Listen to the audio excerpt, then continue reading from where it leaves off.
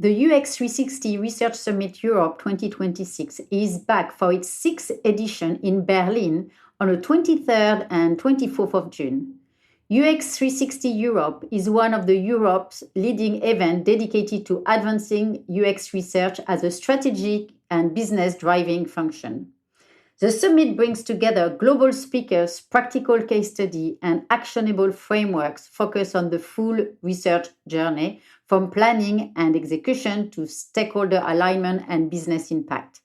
Attendees can expect sessions on cutting-edge strategy, real-world return on investment, and the evolving role of research in today's organization.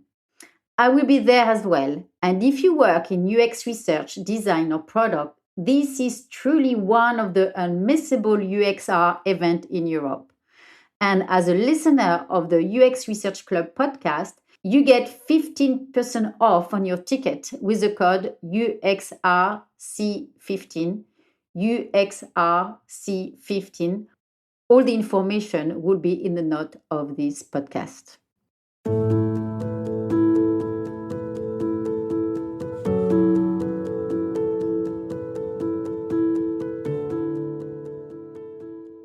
Hello everybody and welcome. This is Emmanuel and you are listening to the UX Research Club, the podcast which is dedicated to the rising field of user research. Who is this show for? It is for everyone actually, everyone interested in UX, product development, digital transformation. Whether you are working for a large organization or for a startup, this podcast is for you. But if you think that the users are not important, this podcast is not for you, as we are putting the user at the center of all our investigations.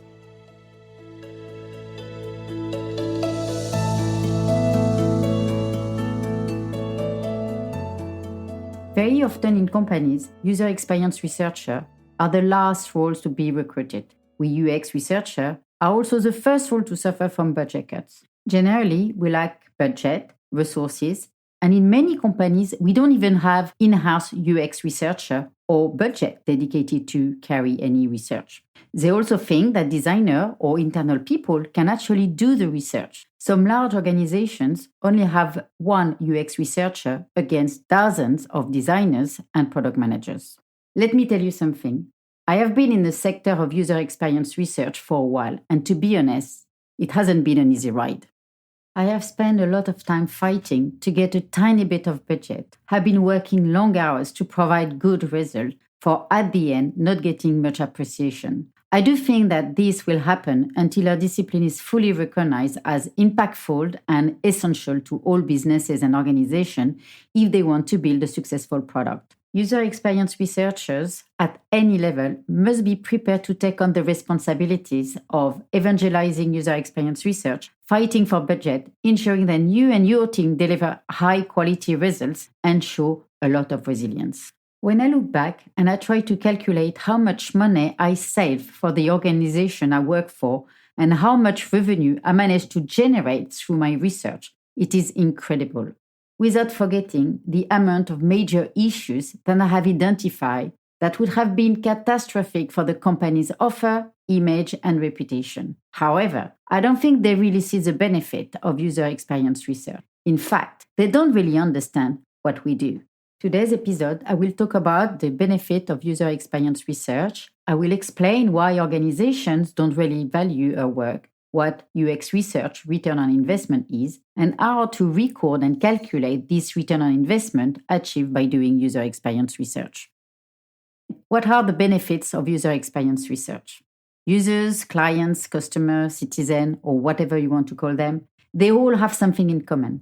They all want to have access to everything at their fingertips instantly, so their mobile phone, laptop, tablet, watches, TV, etc. Whether you work in B2C, business to client, or B2B, business to business, the same principle apply. Every industry is affected by the digital transformation. Large organizations and many companies have been challenged by the flexibility and the reactivity of startups and new innovative enterprise. If they don't want to die, they must do something quickly, moving online if they haven't done it yet, by creating their presence through a website or an app, Large org, if they are still running offline processes such as relying heavily on customer support, sales, or even paper-based application, they really need to improve their digital internal processes. Without those changes, they may experience drastic consequences. Generally speaking, startups have a much better understanding of what user research is and really value the importance of understanding user needs.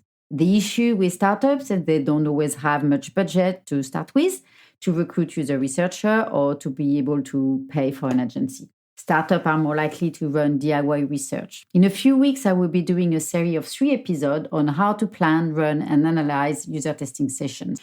I hope this will help some of you. So, startups are more likely to embrace UX research, while large organizations are not so enthusiastic. Very often, people do not like changes, they do not like to be challenged, and on top of that, they tend not to understand what we do. The best we can get is to be called UX designers, and they think the only thing we do is a tick-the-box usability testing exercise. Last week, I did an episode on user research is far more than usability. I highly recommend you, if you have the time and if you are interested, of course, to listen to it. Before, organizations used to tell customers what they needed to do. This type of approach is not going to help them for much longer. They started to revamp their site, but today many realize and design, even if the profession has now some specialties such as visual design, interaction design, content design, this is not enough to create a successful product or services. A product may look great, but if the user can't use it, all the money that you have spent in your design agency or designer may have been a bit of a waste. So what is user experience research and what is its added value? User experience research uses scientific research methods, quantitative and qualitative, to understand and evaluate user behavior, needs, and motivation while using a digital product or service. By conducting research through the different phases of the product development, you will understand your clients, the users, and the user needs, identify issues that the user experience while using your product. It will help you to identify the gap in the market and opportunities for your business. It will help to limit the risk to release a product which is not ready. And its financial benefit will be to reduce the cost and to increase revenue.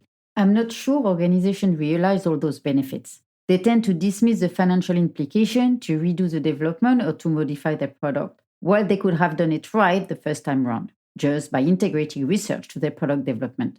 Some of them have been more open-minded and realized that the only way to keep up with the expectation of both customer and industry is to conduct UX research on a regular schedule, by including UX research through their product development process and starting as soon as possible with the discovery. Let me give you an example. While I was doing some work for a snack box delivery company, I mentioned this project before in one of my previous episodes, the sale of a new offer was not going as expected, which was due to a blocker in the middle of the user journey. The blocker in the user journey led the user to leave the site and not to complete the transaction. Other interesting findings also came out of those sessions. The client wanted to evaluate the desirability of other offerings, which was to sell online large snack bags. When we were talking with the users, the participants of our research, they generally said that they could get a much better and cheaper offer in supermarket, and they were not very interested in this new offering.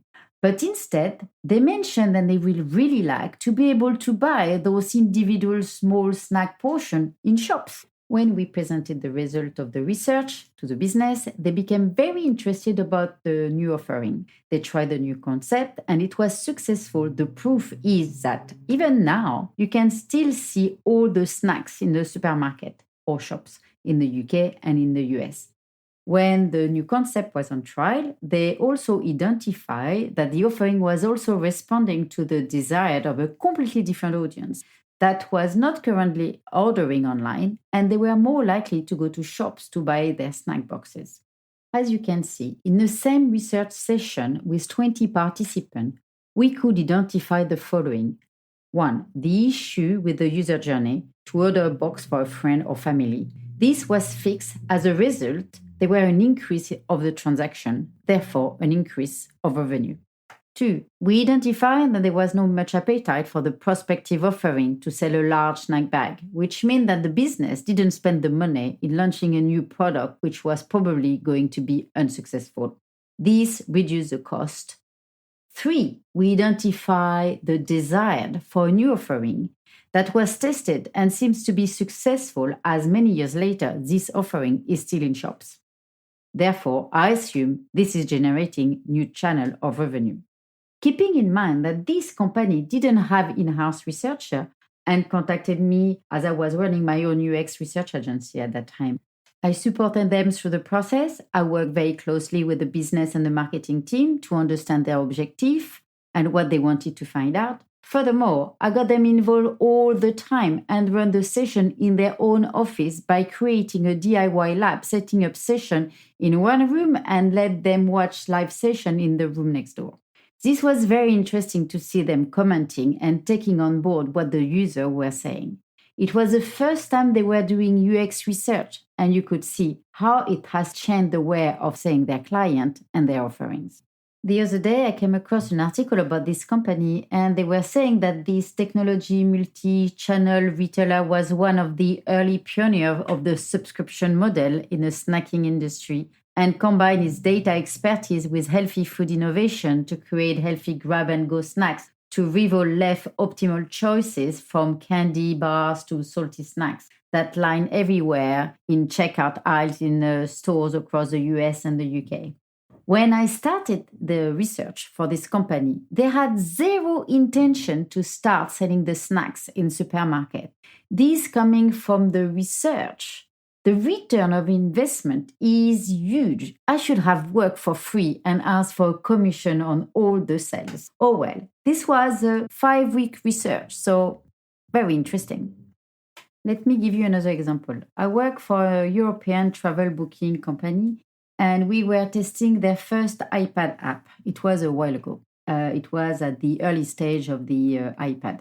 The testing was simple. It was to check the end-to-end user journey of booking a flight. The sessions were done in France and the app was in French. Sessions were done in one of their offices in which we invited the participants. The sessions were done in a meeting room and we recruited different type of users. All sessions were recorded, analyzed, etc., etc. The first part of the session was very interesting to understand the user, their travel habits. It was a mini discovery. And the second part was based on tasks to identify if the user were able to book their flight. The design looked good. We couldn't identify massive issues, and the look and feel was great. Actually, the designer did a very good job. The app was neat and looked very good.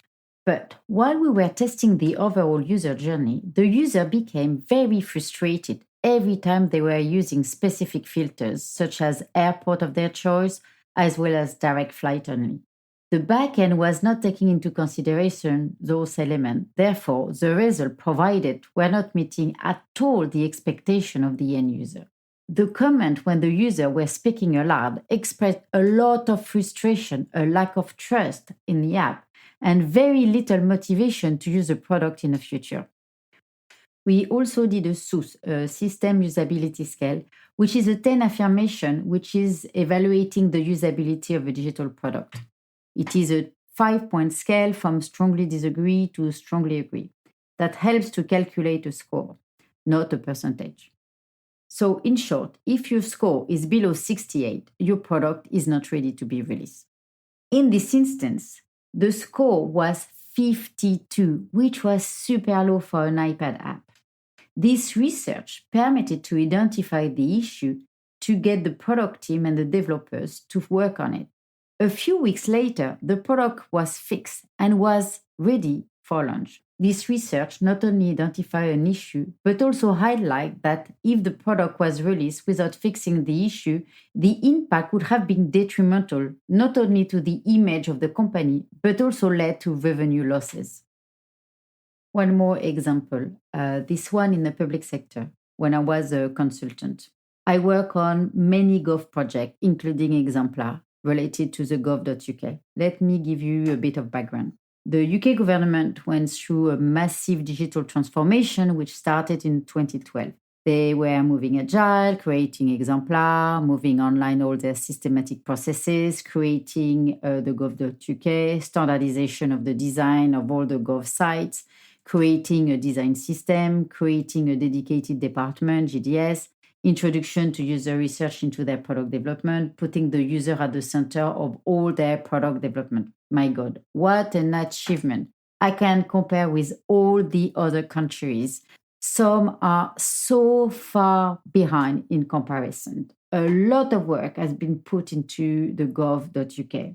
I even presented a paper at a conference in Human and Computer Interaction International, I think it was in 2018, about how essential it is to integrate user research to the government product development. I will put the detail of this paper in the description of the podcast if you are interested. The challenge that all the government have with digital transformation is to optimize processes to reduce the cost.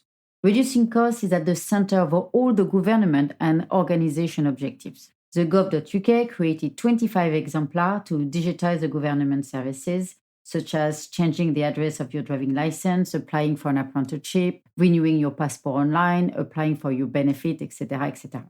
Those were called exemplars, in which we could identify the best practices. They were also moving the product development in-house, following the agile methodology instead of buying off-the-shelf solutions.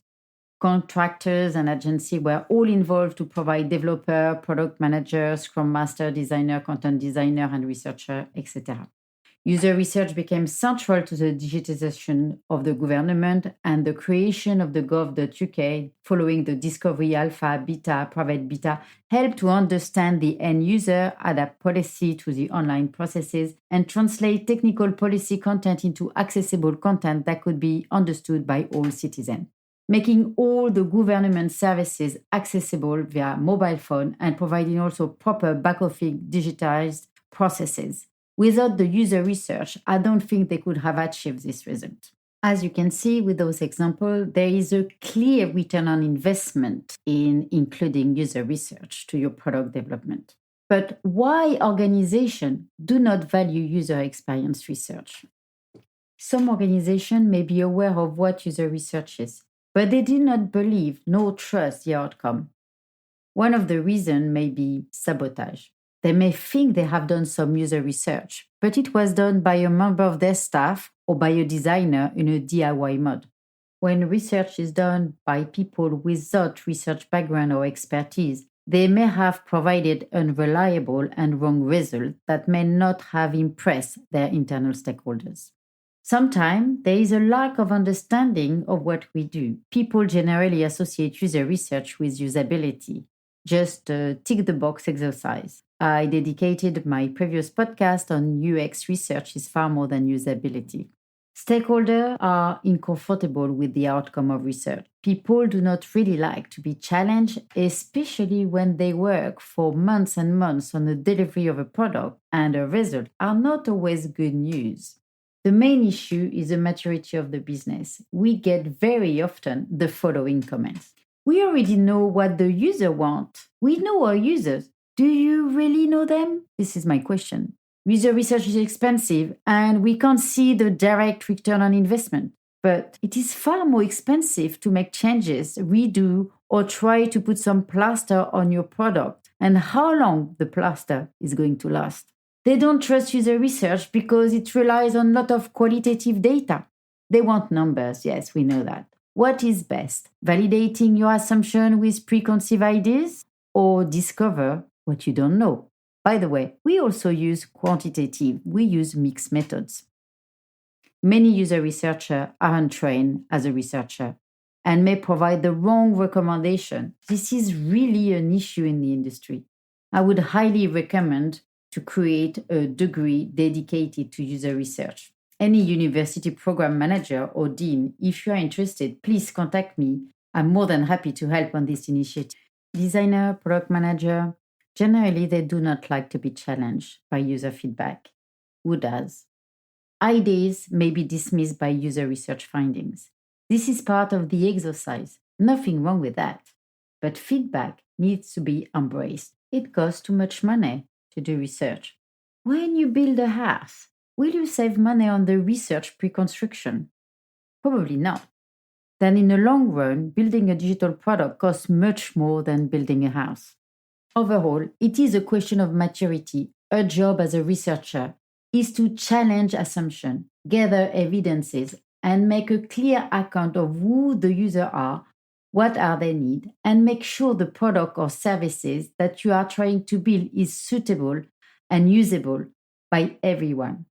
On many occasions, I see product owner or stakeholder not happy with the research result, as it doesn't support their assumption.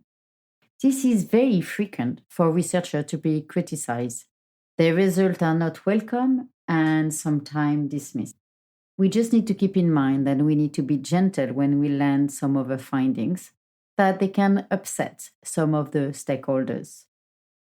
At the end of the day, we are here to support them. Calculate and demonstrate the return on investment of user experience research.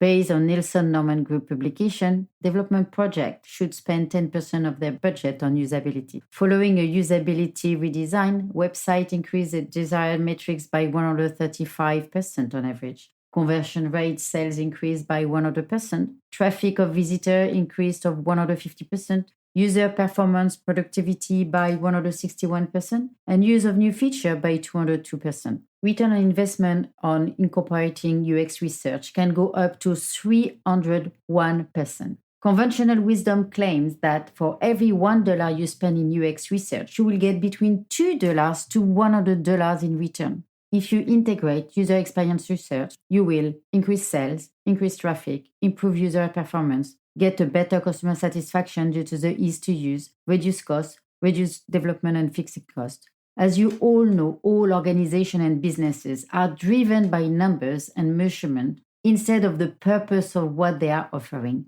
They want to optimize sales without thinking beyond the cash coming in. If the client is dissatisfied, they will compensate with more marketing or another strategy to cover up the dissatisfaction, instead of trying to understand what the client really value and what will make them appreciate and enjoy your product. Despite the growing numbers of executives who feel that UX research is a critical component of their business, it can be very difficult to find relevant evidences to justify your budget.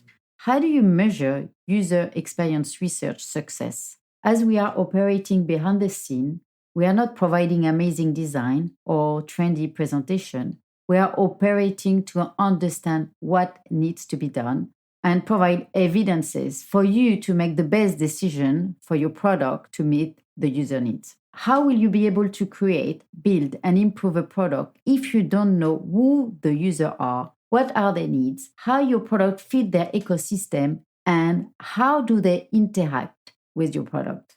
Here are some tips that help me, and I hope this will help you to demonstrate the return on investment on user experience research. Here are some points which I use, which are internal impact, global impact, how many people did you speak with, how many projects did you complete, collect the number of blockers you have identified, categorize the finding with a severity scale, create a yearly report for all the research impact, such as number of projects completed, number of participants you spoke with, which method did you use and how many times you use each method, align the project with a business objective, how many research requests did you get, how many projects were completed, what was the impact, low, medium, high impact. Start having some KPIs such as a system usability scale, or start creating a survey to evaluate what matters to your users. How much more traffic did your site obtain? How much more revenue did your business make? And what was the saving, etc., etc. I hope those will help. And actually, if you prepare like a yearly report with all those findings, they are quite impressive.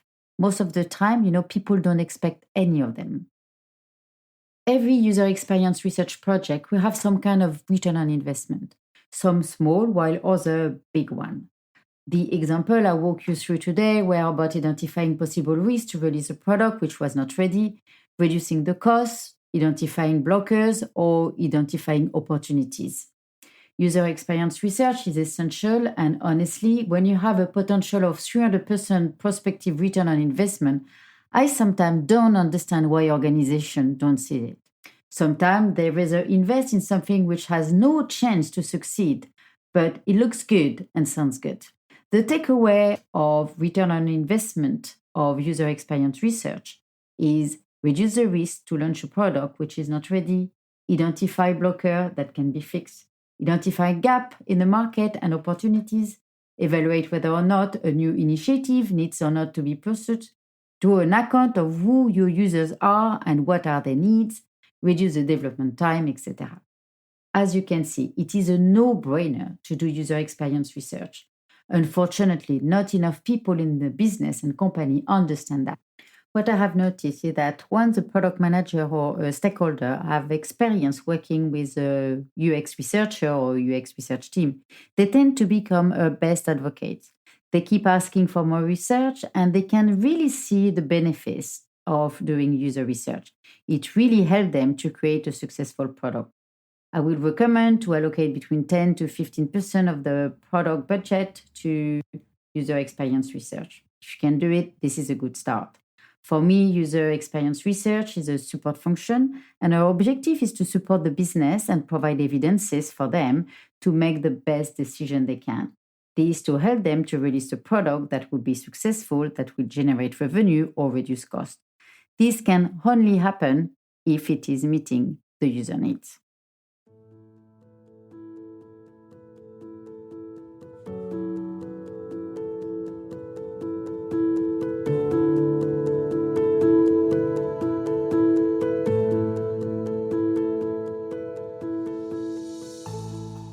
I hope you enjoyed this episode today. If you have any question, do not hesitate to contact me on info@uxresearchclub.com.